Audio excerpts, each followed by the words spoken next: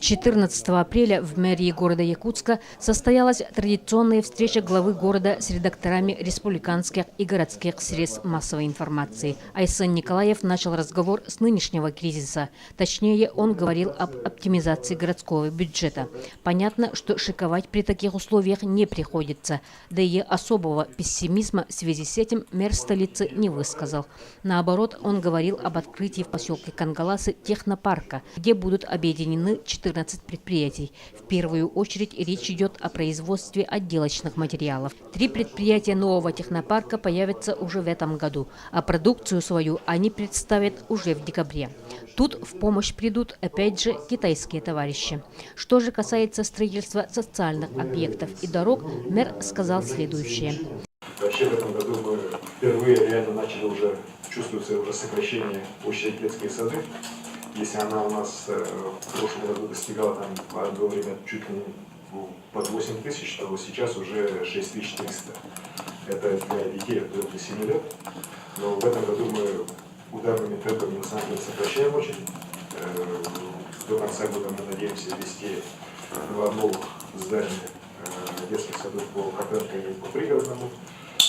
Буквально вчера я с председателем правительства разговаривал о планах также реконструкции некоторых зданий, которые сегодня принадлежат республике под детские сады. Здесь у нас все-таки будет в этом году достаточно серьезное решение принято. Ну и, конечно, вот мы с правительством работаем, чтобы мы начали, не дожидаясь, пока мы школу будут новые строить, как все-таки решать, в том числе и через приобретение зданий с помощью республиканского бюджета, решать проблему наших школ, в том числе 17-я школа, через приобретение оранжевого слоника, здания оранжевого слоника, там дополнительные классы комплекта можно открыть, через приобретение здания Сахагибразема, которое практически идеально подходит для здания 25-й школы, ее сегодняшних контуров. И здание РУД мы уже приобрели, филиал РУД, рядом с Сахагибраземом, и открыть там еще дополнительно для Сахагибразема еще дополнительный тоже класс. Поэтому здесь тоже по снятию напряженности, которая особенно в центральной части города есть, я думаю, что в этом году достаточно серьезно работа проведена. Что касается наших дорог, конкурс у нас, к сожалению, там антимонопольная служба, как мне выйти, там какие-то нарушения нашла, и после изменений мы сейчас повторно этот конкурс объявили. Ну, я думаю, что результат у нас в конце, точнее, в конце где-то середине мая появится, так как у нас в последнем году, к сожалению, все время было, хотели уже в апреле заключить контракт, но еще один год с антимонопольной службой не поспоришь, есть подписание, но его нужно исполнить, тем более оно рассматривалось от центрального аппарата.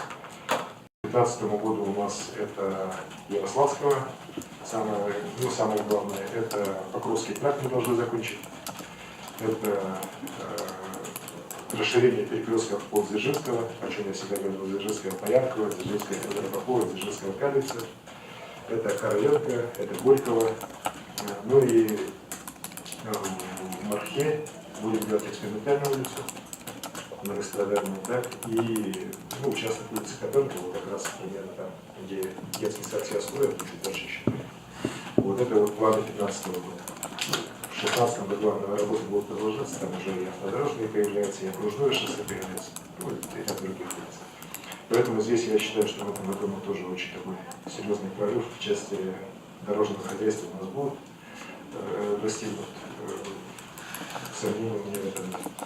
В ходе встречи журналист Туяра Нутчина поинтересовалась мнением Айсана Николаева по поводу строительства газохимического завода в Мегино-Кангаласском районе. Если такой проект, это проект, который требует не только там детальной проработки, как сейчас говорят, да, а супер детальной проработки, нескольких экспертиз, причем самых различных, да, и желательно с привлечением таких, знаете, авторитетных российских научных организаций и так далее, потому что наличные назвать такие объекты не стоит. А авария газохимического комбината в любом случае крайне опасна. В том числе там, где используется аммиак, или вот карбид этот,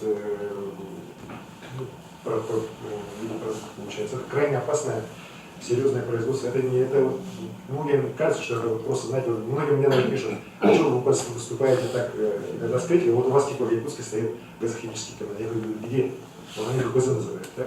Что вы знаете, КПЗ по сравнению с этим газохимическим комбинатом, да, это знаете, наверное, как какой-нибудь Хутон, так по сравнению с сложнейшим инженерным сооружением. Празднование 75-летия Великой Победы традиционно начнется 7 мая. В честь юбилейного праздника на площади Победы будет зажжен вечный огонь. А 9 мая во второй половине дня на стадионе Туймада горожан и гостей столицы ждет театрализованное действие. Ну и после 9 мая продолжатся мероприятия, связанные с юбилеем Победы. И 2 сентября мы будем открывать монумент солдат Туймады. Сейчас строительство уже активно идет. Собрано уже с предприятиями и физическими гражданами 19,5 миллионов рублей для строительства этого памятника. Я бы хотел, пользуясь случаем, поблагодарить всех, кто принял участие и принимает участие в этой акции, и призвать еще раз и физических лиц, граждан нашего города, и наши предприятия участвуют в этом благородном деле. Тут я думаю, что это такой наш святой долг, который мы должны обязательно реализовать. Ну, у меня уверенность полная, потому что еще раз мы идем точно по графику. Вы смотрели репортаж Ларисы Бай.